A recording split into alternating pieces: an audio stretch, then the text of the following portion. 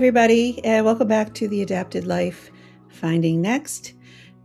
My name is Julie Hasselberger, and this is my podcast where I'm dealing with just kind of understanding the post-traumatic transformational process, I guess, and what comes next. And I always like to give a little overview in case somebody's new, in that I started my podcast, The Adapted Life, a couple years ago when I was taking care of my son Daniel, who was severely disabled, in just sharing the challenges and the craziness of what it takes to be inside your home, taking care of somebody who needs 24/7 care.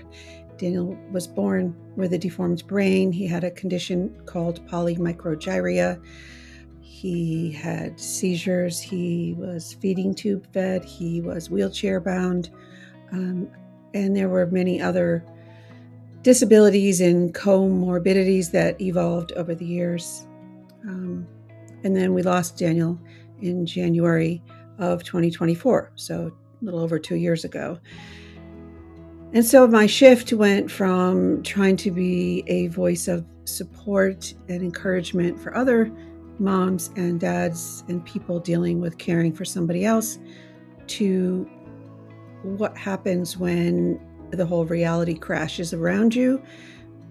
My whole world was really devoted to taking care of him. I mean, I did raise other children, but in 2003, I left my full-time career as an HR manager and stayed home to take care of Daniel because he needed incredible amount of care, an incredible amount. And as special needs moms know, nobody else is going to manage and advocate for your child the way that you do. So yeah, that's kind of my story a little bit. And now I am working through some trauma and some grief and some PTSD and beginning to understand my recent diagnosis of ADHD and some of the other unfortunate things that have evolved through deep, complicated grief and trauma. So it has been an evolution or just a sort of unfolding as I've been going along, trying to determine what am I going to do next with my life. I really went through a lot. The grief was really hard and traumatic. So it's always been, though, my goal and my desire to be curious about what I can do with the wisdom that I learn, even from the hardships. So that's why I'm here. And today I want to talk about tending to your energy as an empath, which I think I've always known this, but recently spent some time, and it was really clear to me that this was how I was. I just didn't know the name for it. But as an empath, tending to my own energy has become very, very important. I would always be exhausted. Crowds are overwhelming for me. There's a lot of other things that kind of came to the surface in understanding, why I tune into everybody's energy in a room and in a crowd and how overwhelming it can be. So I've been working a lot on boundaries and processes to protect my own energy, but being aware of your energy sounds kind of woo-woo, but like a lot of us are very much busy people and we're going, and we might get to a point in our day where we're like, I'm just exhausted, or I'm just feeling really down, or something's going on, or you're just having all kinds of body pain. I also have fibromyalgia too, so I'm dealing with that. And I've just been very intuitively leaning into energy and what that means. So it's a fine-tuned self-awareness for me, but energy itself, by definition, and this is the first law of thermodynamics, energy is incapable of being created or destroyed.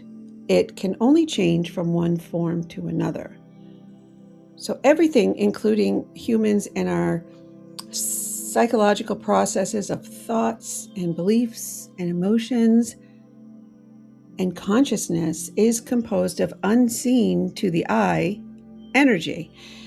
So I feel the energetic body that is invisible to the eye. So like I can kind of feel that. But you don't have to be an empath to be aware of your own energy body. And, maybe people just don't realize that they can actually take a minute to kind of do a check. So that's what I want to talk about.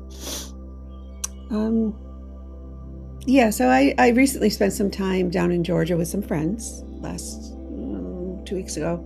And it was just really, really precious. These are ladies who I've been through some group healing with, and they have become so important to me.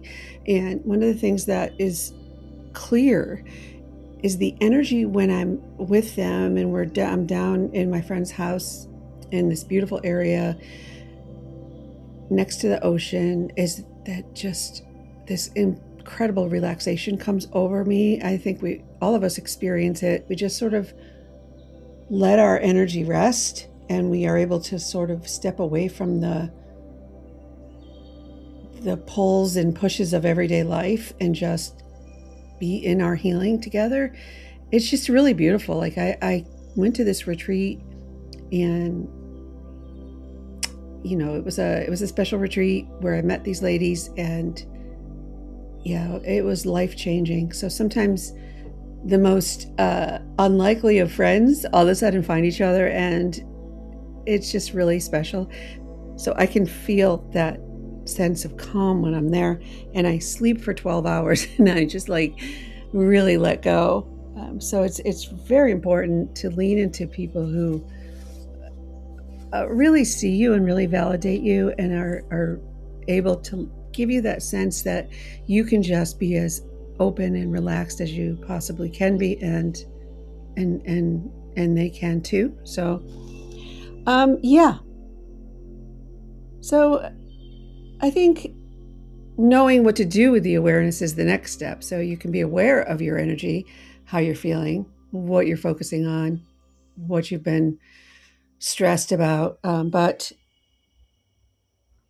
noticing and then doing something about it are two different things. Some people just complain, right? Oh, I'm feeling so tired today, and then they just continue in their normal patterns, right? Without realizing that the I'm so tired is your body telling you need to do something different because you're you're gonna stress out something. So,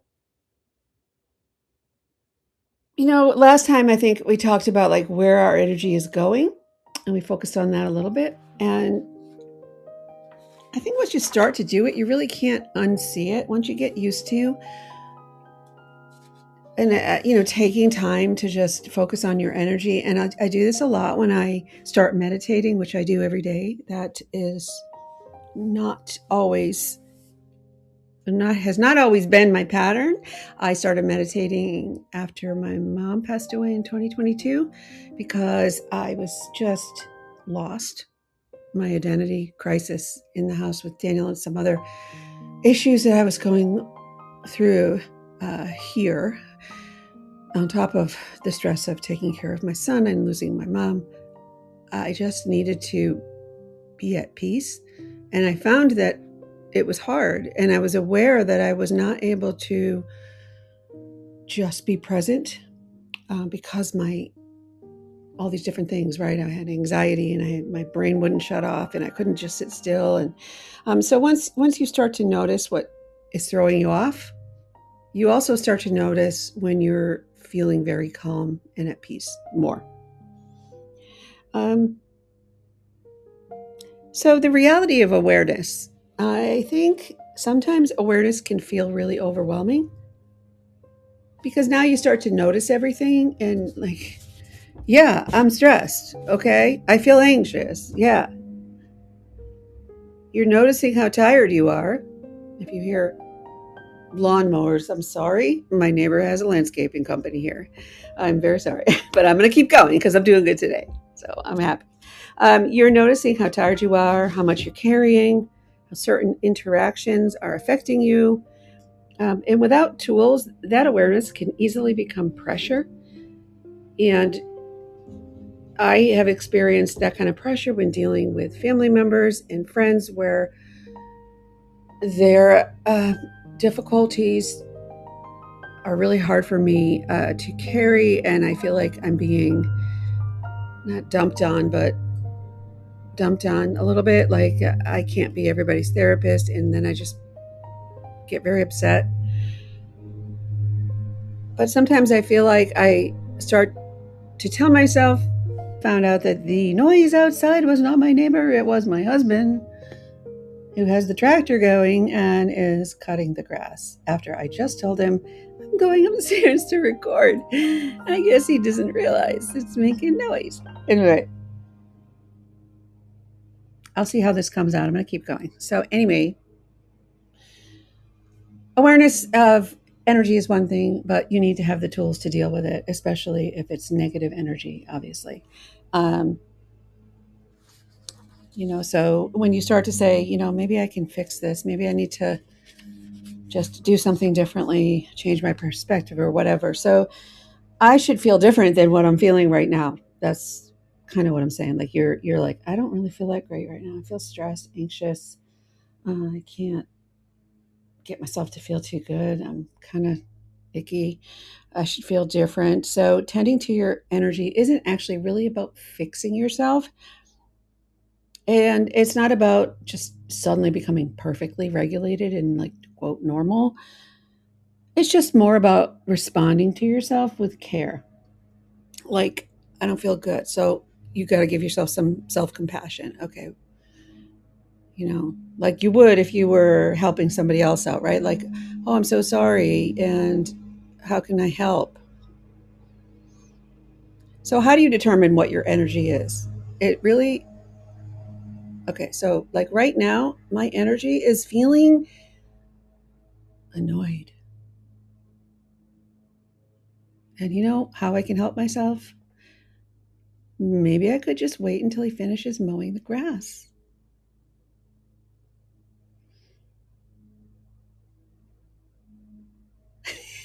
I don't know. So, how to determine your energy? Pause and check in with yourself. Maybe try doing it right now. Like, how are you feeling? Oh, here it comes. I have such an imperfect life. Everything is always like so immature. Maybe this will be my bloopers roll because I think I'm going to have to record the podcast all over again because every time he goes down, I think he's done and then he keeps coming back. So. No! Oh, paint. I like to paint. I have to show you guys some of my new paintings later because I kind of like gravitated from making shell dishes to now I've been watercoloring again, which is fun, and writing poetry, which is also cool. Okay. So, how do we determine our own energy? Basically, we just sort of observe it. How are you feeling right now? Are you feeling heavy or tight, anxious, scattered? Are you calm? Do you feel tired? Just put some thought into it, and it takes a little bit of just kind of sitting in the present moment for a second to do this. And depending on what kind of energy you're sensing, then you can determine sort of what might intentionally be helpful. If you're overwhelmed or dysregulated, maybe you just reduce your input and reduce the pressure on yourself and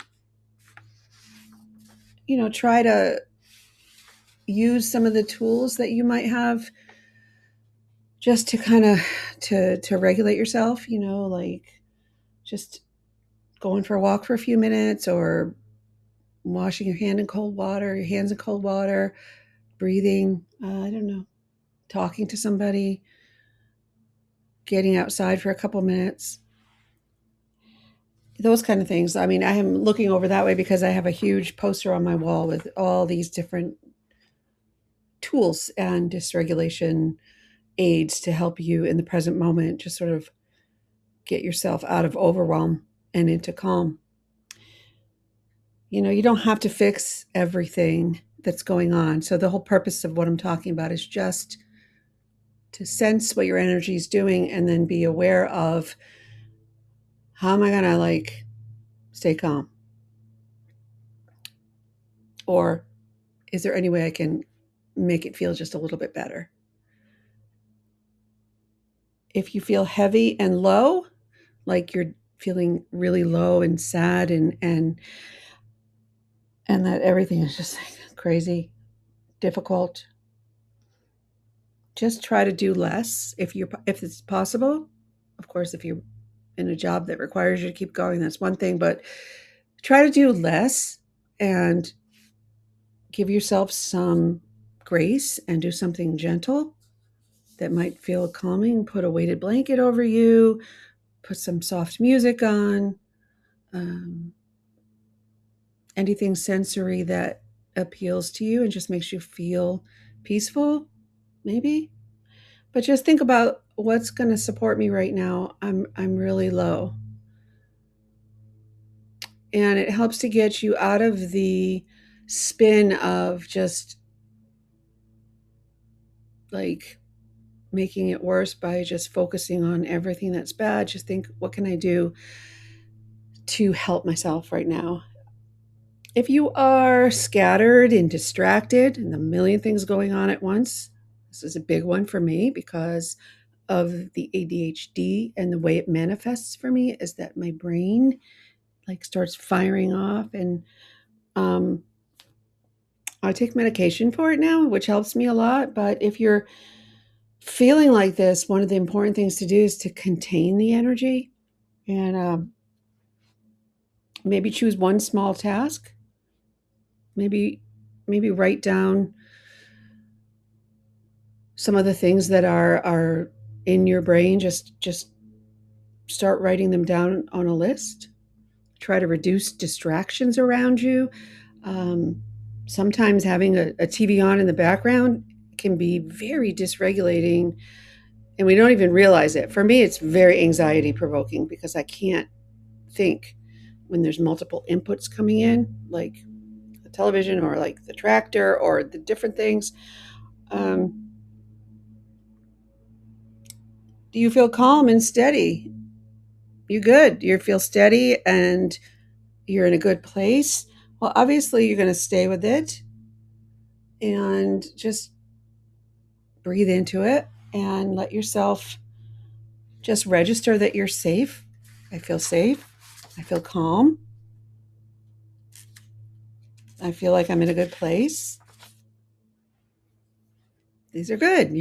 Give yourself an affirmation that you will continue to feel calm and you will work on that. So again, I think one of the things I just want to stress, and then I'm going to close, is that being aware of your energy